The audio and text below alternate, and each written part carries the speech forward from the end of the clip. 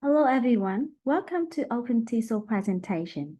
In this presentation, I'm going to talk about how to design engaging activities in storytelling lessons to young learners.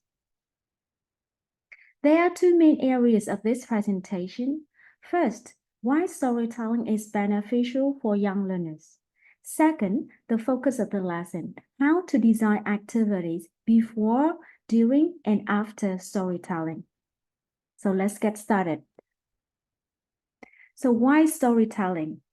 There are multiple benefits of using stories in teaching English to young learners. Here are four main advantages. The first one, story is an authentic form of communication. Storytelling is an authentic form of communication that is part of every culture. Listening to stories is the most authentic and popular activity for all children, and primary English teachers can make use of this. Children will learn a new language as well as having enjoyable listening practice. Language is picked up easily because stories contain repetition, which makes linguistic input more noticeable. The second advantage is that storytelling introduces new cultures to students. Stories are a carrier of cultural values and concepts of the culture that are embedded in myths and folktales can be shared through storytelling, story reading, and dramatization. Third, storytelling teaches young learners in an entertaining way. When done effectively, storytelling is an enjoyable activity in which the language learning process is undetectable to children. It means that young learners acquire language unconsciously. If teachers skillfully incorporate storytelling into the curriculum, young learners will pick up new vocabulary and new language structures within the context of an engaging world. And lastly, storytelling develops critical thinking skills. Teacher can help students develop critical thinking skills by asking questions that require students to analyze and make inferences, and by encouraging students to compare themselves and their cultures to the stories they have heard. Through this process, students can be encouraged to form their own opinions and evaluate the story for both content and delivery. So storytelling is beneficial for students, especially at primary school. But how to lead an effective storytelling session? Here is some advice of what you have to do. Storytelling is an art or a skill that can be developed. Storytelling is not limited to the book, it's not just reading. A teacher can tell the story without the book, using other visuals, costumes, realia, and drama in order to make the story come alive for the student.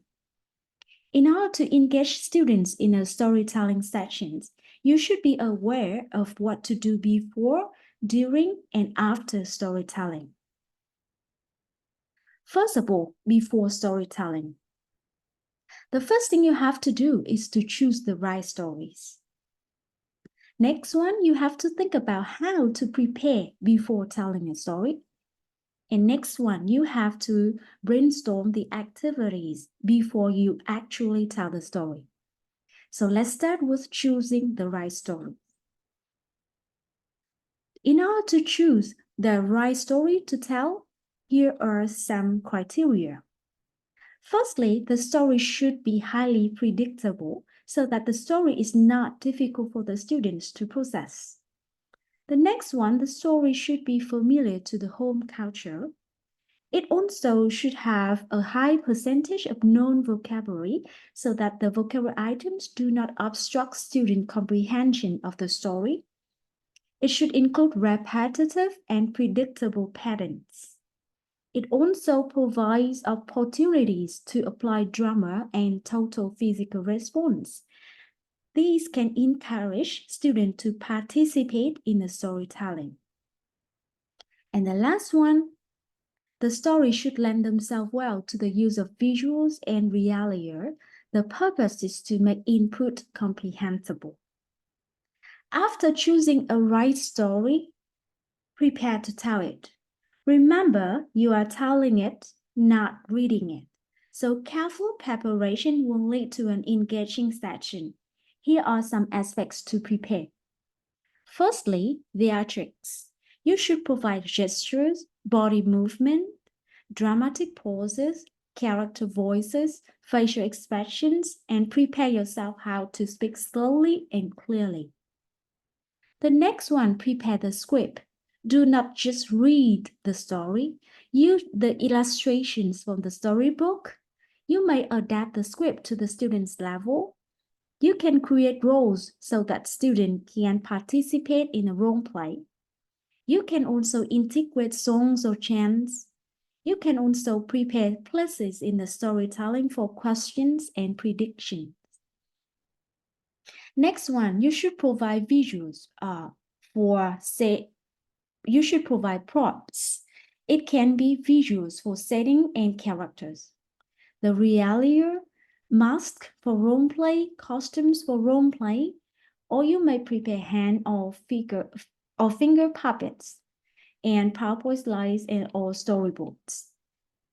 After prepare all these things, remember to rehearse. You have to memorize the text, including the questions for interaction. You may use the cue cards if necessary. You may practice in front of the mirror. You can record or video tape yourself so that you can fix some parts.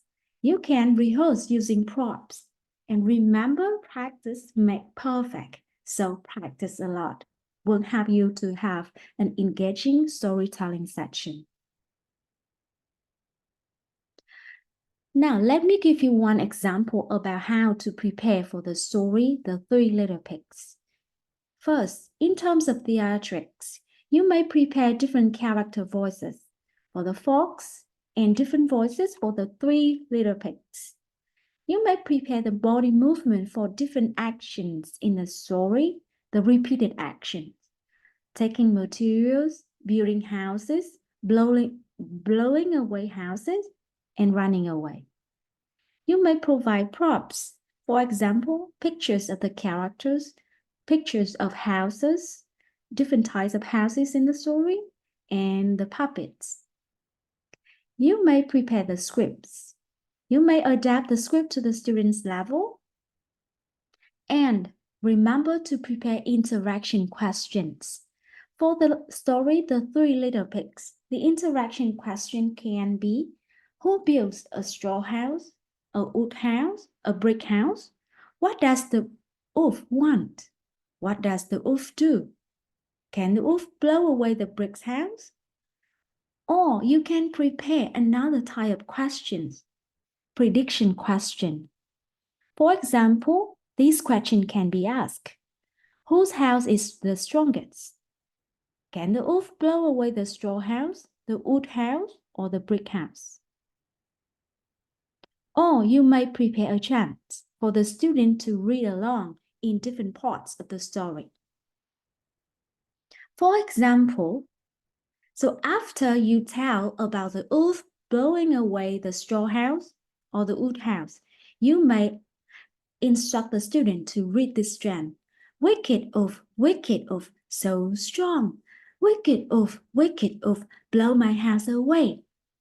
For the brick house, you can add the word can't before the word blow.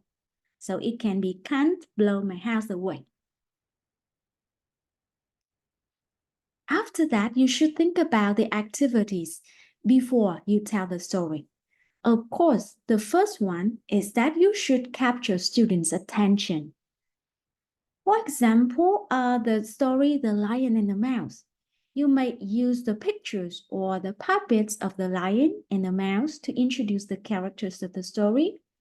You may use the book cover or the scene from the story to set the scene. Another idea for before storytelling activity can be pre-teach new vocabulary or expression.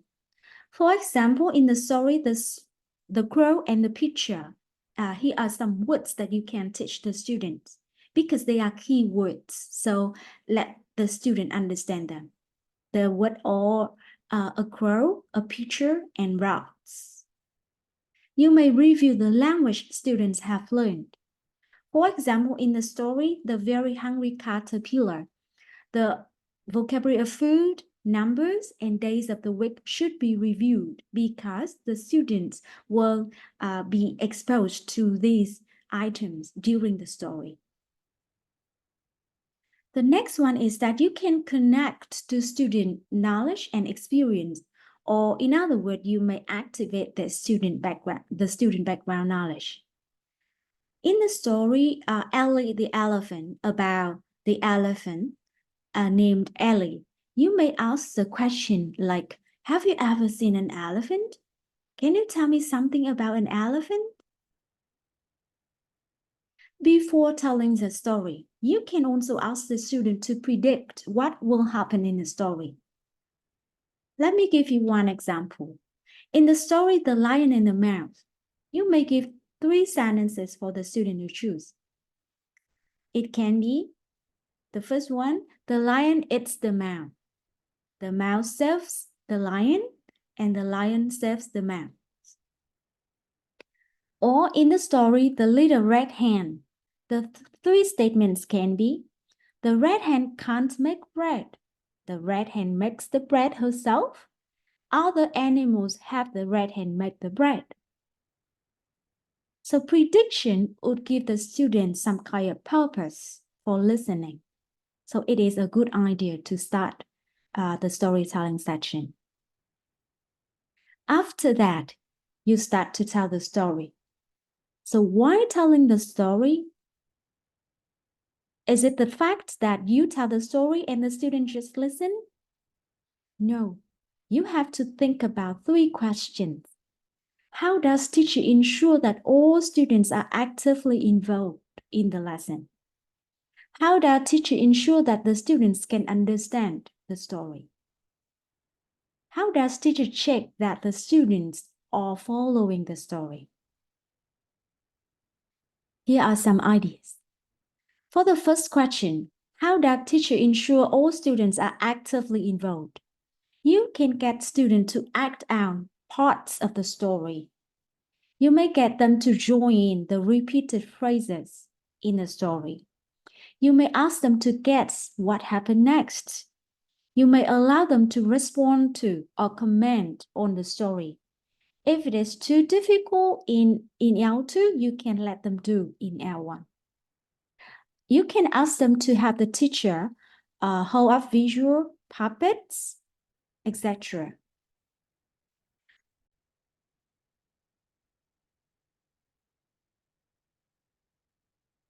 The next question, the second question. To ensure that students can understand the story, here are some ideas. Ask them to repeat or mime the key vocabulary. You can use the simple language for them to understand. Make eye contact with all the students and use facial expression and body language to help them understand the input. You can make sure that all the students see the pictures and the actions, etc. The last question, to check that students are following the story, you can ask different types of questions. Prediction question, fact question, personalization question, and reflection question.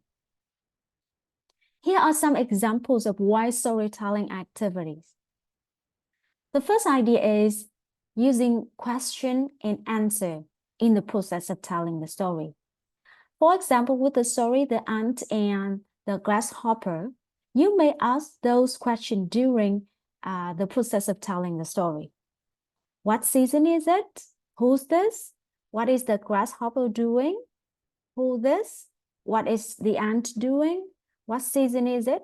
Does the grasshopper have anything to eat?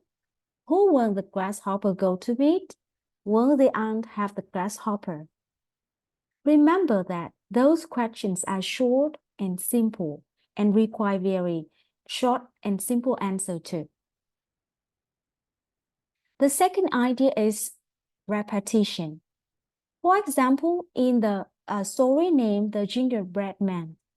Because there are some repetition in the story, you may ask the student to repeat some lines. Like when you say run, run, run, the student say as fast as you can. And when you say you can catch me, the student say I'm the gingerbread man. The third idea for why storytelling activities is sound response. When listen to the story of Chicken Little, there are some animals in the story, and you may ask the student to provide you the sound when you mention the name of the character. Or you may use TPR. For example, in the story, 5 little monkeys jumping on the bed.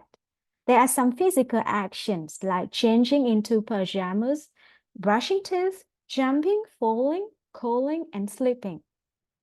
So you may ask the student to do those actions to participate in the storytelling. The next one is predicting the ending. For example, this is the story The Hare and the Tortoise. So you may provide the ending in the form of picture. So here, the 3 pictures illustrate 3 endings of the story. The student may choose one for the ending.